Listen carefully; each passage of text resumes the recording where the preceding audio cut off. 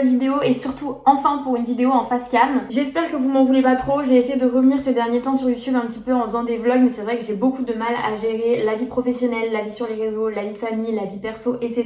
Donc je galère un petit peu à tout ça. Mais me voilà enfin de retour sur YouTube, j'essaye de m'avancer un petit peu pour pouvoir être tranquille en tout cas pour tout le mois de février et que vous ayez au moins une vidéo par semaine. Aujourd'hui on se retrouve avec l'idée de ma meilleure amie Lulu, donc Lutiful sur les réseaux. Elle a fait il y a pas très longtemps une vidéo FAQ questions tabou et j'ai trouvé que c'était une super bonne idée, donc je reviens totalement pour lui piquer son idée. Donc aujourd'hui ce sera une FAQ sur les questions un petit peu tabou. J'ai pas trop regardé ce que vous m'avez mis sur Insta, mais en tout cas tout se passe sur Instagram d'ailleurs, donc je vous laisse me suivre sur les réseaux sociaux, c'est Ombein&Co, je vous mettrai juste ici et on va commencer la vidéo tout de suite. Ah oui, petit tips par contre, je sors de la douche donc c'est normal si mes cheveux sont un petit peu dans un état comme ça, je vais aller les lisser, les finir de les sécher après.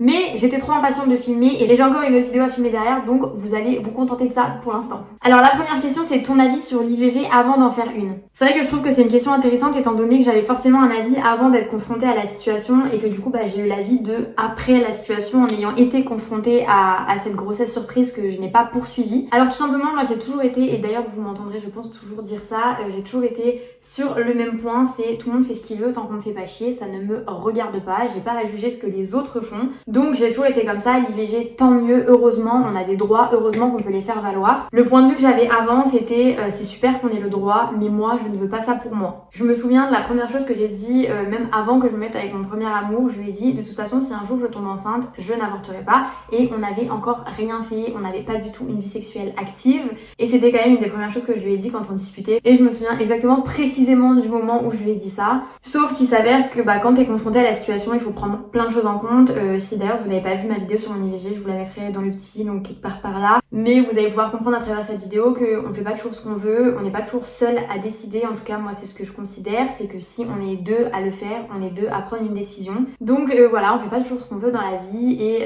j'ai dû être confrontée à cette grossesse surprise, et du coup j'ai dû faire face à cette IVG parce que nous n'avons pas poursuivi la grossesse. Ça ne fait pas de moi quelqu'un de mauvais, c'est juste que c'était pas le bon moment, pas la bonne personne, pas la bonne relation, il n'y avait rien qui allait, et je remercie Simone Veil et toutes les femmes qui se sont battues pour que je puisse avoir accès à ce droit aujourd'hui. Une autre question, c'est que penses-tu des plans cul? On va parler de cul parce que vous aimez bien parler de cul, je crois visiblement je suis la tata du cul, on va me rappeler comme ça. Encore une fois, ça ne concerne que moi, ce n'est que mon avis, c'est pas parce que je pense ça que vous devez penser ça ou que j'ai la vérité générale et universelle, etc. On s'en fout, c'est que mon avis. Moi je pense que les plans cul c'est très bien si tu sais les gérer, par contre s'il y a toujours ce problème de tomber amoureux, etc., c'est peut-être pas forcément le bon plan pour toi. Moi je peux vous donner mon retour d'expérience personnellement, j'en ai jamais vraiment eu, ou en tout cas la première personne que j'aurais pu considérer comme un plan cul, c'est devenu le père de mon fils. Donc voilà, j'ai pas trop géré la situation. Et encore, je vous dis plan cul, c'était même pas vraiment un plan cul en fait. On était à moitié ensemble sans trop être ensemble. Enfin, c'était un petit peu bizarre. Mais moi, je me dis que si tu sais gérer ton histoire et que ça ne te fait pas souffrir, que ça fait pas souffrir la personne d'en face, je vois pas le problème. Ensuite, on m'a demandé combien de temps après la naissance d'Elio on a commencé à ravoir des rapports. Alors moi, ça va être très simple. J'ai pas eu énormément de chance à ce niveau-là, mais j'ai saigné pendant 4 mois et demi. Donc on n'a pas eu de rapport pendant les 4 mois et demi où j'ai saigné parce que c'était pas forcément notre truc et qu'on aimait pas trop ça. Mais du coup voilà, notre premier rapport ça a été 4 mois et demi après la naissance d'Elio, ça s'est très bien passé, ça a été fait comme il fallait, en douceur, pour reprendre tranquillement et être sûr que tout était bien mis en place. Et tout s'est très bien passé. Je pense qu'à ce niveau-là, il faut vraiment t'écouter toi, il faut écouter ton partenaire, voir ce qui est possible de faire. Le point clé dans tout ça, c'est vraiment la communication. Mais pour ma part, en tout cas, tout s'est très bien passé. Et du coup, c'était 4 mois et demi après la naissance de mon fils. Ensuite, on m'a demandé avant de rencontrer Paul, est-ce que j'étais dans l'optique de profiter ou pas? Alors, pour vous dire, j'étais pas du tout dans l'optique de rencontrer l'amour, mais je pense que tout simplement, ma seule optique, c'était de me remettre de cette histoire. Je pense que vous l'avez un petit peu compris, même sans trop vous donner de détails. J'ai eu le cœur brisé comme je n'ai jamais eu mal de toute ma vie. C'est-à-dire que toutes les souffrances, celle-là, ça a tout dépassé. J'étais vraiment morte de l'intérieur. Par contre, je savais très bien que j'allais me remettre de cette histoire, mais juste il me fallait du temps pour me remettre de cette histoire. Et je ne pensais pas du tout me remettre avec quelqu'un de sitôt. Je ne pensais pas pouvoir aimer quelqu'un à nouveau. Je ne pensais pas pouvoir donner de mon temps et de mon énergie à quelqu'un d'autre qu'à mon fils. Sauf qu'on décide pas forcément tout. Et d'ailleurs, pour vous donner le petit tips, j'ai toujours pensé que Polo était arrivé trop tôt dans ma vie. Et je me suis rendu compte à un moment donné qu'en fait il était pas arrivé trop tôt, il était arrivé pile au bon moment. Donc voilà, j'étais pas forcément dans l'optique de profiter, j'étais surtout dans l'optique de me reconstruire et de penser uniquement à mon fils. Et du coup là j'essaye un peu de faire la balance et de pouvoir donner de mon temps et de penser à moi et d'être un petit peu avec Polo et en même temps de me consacrer entièrement à mon fils. Donc il faut juste que j'arrive à trouver la balance, mais voilà, j'étais pas forcément du coup dans l'optique de profiter, j'étais surtout dans l'optique de me reconstruire. Ensuite, on me demande si les tatouages sont mal vus dans ma famille. Alors, pour vous dire, dans ma famille, du coup, il y a mes parents et mes 2 sœurs, donc on est 5 et on est 4 sur 5 à être tatoués, donc on n'a aucun problème sur les tatouages. Mon papa en a un, ma grande sœur en a 6 ou 7, il me semble. Mon autre sœur en a un et moi j'en ai 6. C'est vrai que mon papa, il y a quelques années, il avait un avis assez tranché sur les tatouages, il fallait surtout pas en avoir, etc. Et finalement, même lui, maintenant, en a un.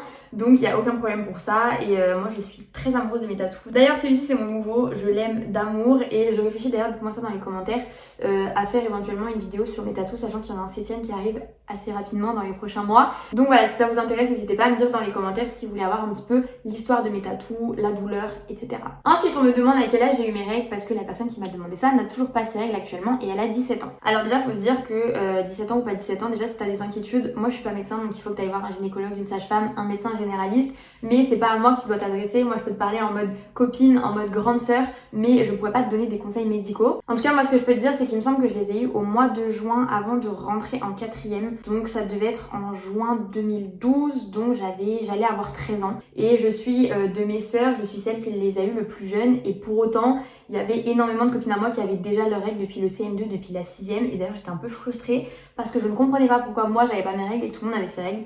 Mais t'inquiète pas, tout vient à point à qui sait t'attendre. Et franchement, c'est pas quelque chose à gagner, genre te presse pas à vouloir les avoir. Alors ok, t'as 17 ans, si t'as vraiment des doutes sur quelque chose qui pourrait mal se passer dans ton corps, n'hésite pas à consulter. Mais pour le coup, ça sert à rien pour les petites qui sont en 6e, CM2, primaire, début de collège. Vous pressez pas parce que c'est méga chiant d'avoir ces règles. Et franchement, une fois que tu les as, tu regrettes le temps où tu les avais pas. Je pense qu'il va vraiment falloir que je vous fasse une FAQ sur le thème de la sexualité parce qu'il y a vraiment énormément de questions par rapport à ça. Et du coup, la FAQ question tabou devient un petit peu une FAQ question sexualité. Mais je pense que c'est la dernière question auquel je vais répondre sur la sexualité. Si ça vous intéresse, vous me dites dans les commentaires, vous m'envoyez un petit DM sur Insta et on se fera une FAQ, vous poserez toutes vos questions autour de la sexualité, je vous donnerai un petit peu mon avis et je vous répondrai à vos questions. Encore une fois, n'oublions pas que je ne suis pas médecin, ni sage-femme, ni quoi que ce soit, mais c'est pour ou contre la masturbation. Alors ça, j'ai un avis très clair et très tranché là-dessus. À mon sens, tu ne peux pas prendre du plaisir à deux si tu ne connais pas ton corps. Et pour apprendre à connaître ton corps, il faut que tu connaisses ton corps en étant seul. Donc je dis pas que c'est impossible de prendre du plaisir quand t'es à deux si tu ne t'es jamais masturbé, mais moi je pars du principe que c'est complémentaire. T'as le droit d'avoir du plaisir seul, t'as le droit d'avoir du plaisir à deux. Il y a juste un temps pour tout. Donc voilà, j'ai aucun problème avec la masturbation. C'est vraiment, moi je suis archi pour. Apprends à connaître ton corps et prends du plaisir de ton côté, ça t'aidera à prendre du plaisir à deux. Et dernière question, on va faire un petit peu plus soft. Où est-ce que je me vois dans 5 ans? Est-ce que je me vois toujours dans la même ville? Alors, je pense que c'est clair, net et précis que dans 5 ans, je ne vivrai plus là où je vis actuellement. Tout simplement parce que j'ai rejoint le père de mon fils ici quand je suis tombée enceinte et actuellement, je ne suis plus avec le père de mon fils. Donc, je n'ai aucun intérêt à rester ici, même si j'ai un travail, même si j'ai un appartement dans lequel je me sens à peu près bien. Je ne vais pas rester ici. En tout cas, dans 5 ans, j'y serai plus, c'est sûr. Après, où est-ce que je me vois dans 5 ans? Je sais pas. J'espère juste que je serai heureuse. Je peux pas vous dire si je serai encore avec Polo. Je peux pas vous dire... Je sais pas en fait. Je sais pas où est-ce que je serai, mais juste mon objectif c'est de rendre Elio heureux et moi d'être heureuse. Et si dans 5 ans je suis heureuse et que mon fils est heureux, c'est tout ce qui m'importe. Donc voilà, c'est la fin de cette vidéo, j'espère que ça vous aura plu. N'hésitez pas à me dire dans les commentaires ou en DM sur Insta si ça vous intéresserait une FAQ sexualité parce que je vois qu'il y a énormément de questions à ce sujet-là et que vous aimez quand même bien quand je fais mes petites soirées FAQ sexo et pour ou contre sexualité sur Insta. Donc n'hésitez pas à me dire ça en DM ou dans les commentaires. Sur ce, moi je vous fais plein de bisous et je vous dis à très bientôt dans une prochaine vidéo. Bye!